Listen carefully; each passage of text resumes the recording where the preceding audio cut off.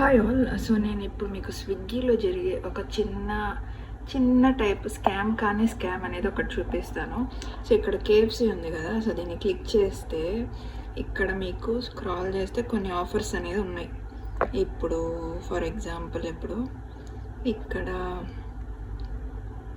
Okay, ఈ hot and crispy 6 piece actual price 714, 659కి offer price అనమాట. సో యాడ్ చేద్దాము. యాడ్